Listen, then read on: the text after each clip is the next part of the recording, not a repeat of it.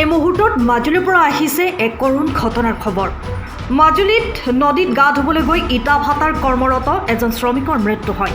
দক্ষিণপাট পুৰণি সত্ৰৰ সমীপত ব্ৰহ্মপুত্ৰৰ এৰাসুতিত সলিল সমাধি ঘটিল চেৰু নায়ক নামৰ এজন শ্ৰমিকৰ। চেৰু নায়কৰ ঘৰ বিশ্বনাথ জিলাৰ বৰকঠীয়াবাৰীত বুলি জানিব পৰা গৈছে।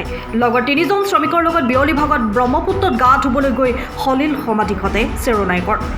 দক্ষিণপাট অঞ্চলৰ বিৰাজ শইকীয়া নামৰ এজন ব্যক্তিৰ ইটা ভাটাত কৰ্মৰত আছিল শ্ৰমিকজন।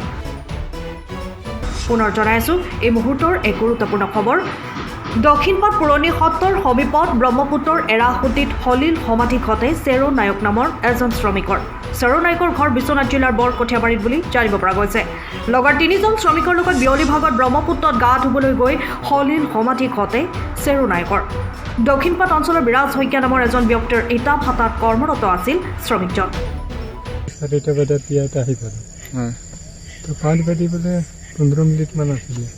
ঘটনাটো আমি মানে পাৰ হৈ খাদৰি ফালে পাৰ হৈ যাম বুলি ভাবি আছিলোঁ। আধা ৰাস্তাটো ডাইৰেক্ট ঘুমাই গ'ল নহয়। ঘুমাই গ'ল মানে 3টাই আমি নাৰ্ভাছ হৈ গ'লোঁ। জানে খাদৰিবলৈ জানে মানে তাত গৈ ভাগৰি হৈ গ'ল নেকি, সেইটো কাৰণে মানে এনেকুৱা হয়। আমি খাতৰিয়ে আছোঁ দূৰত হৈ গ'ল। তেতিয়া সেই মাজতে ডুব খাই গ'ল। নাও যে গৈ পাইছে আৰু ডুব খাই গ'ল। মাছ ধৰিব নোৱাৰিলোঁ, আমি ধৰিলোঁ। পাছত বিচাৰি আকৌ উঠাই আনিলোঁ বৰগাং বৰকঠীয়াবাৰী ভাইকন নায়ক চেৰু নায়ক। ইয়াত থকাটো মোৰ এতিয়া 3 মাহ হৈ আছে। সিহঁতি ইটা বনাই ঘৰত গ'ল। ঘৰত গৈ পেলাই আকৌ ঘূৰি আহিলে মানে ইটা ওলাম বুলি।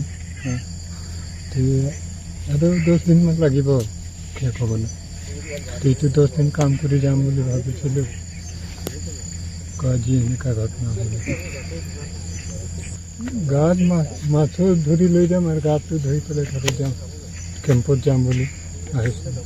আমি জনামতে ল'ৰাজনে এই দক্ষিণপাট দীঘলীগাঁও নিবাসী ভৱ শইকীয়াৰ পুত্ৰ বিৰাজ শইকীয়াৰ এটা ব্যক্তিগত ইটা ভাটাত তেওঁ শ্ৰমিকৰ কাম কৰি আছিলে।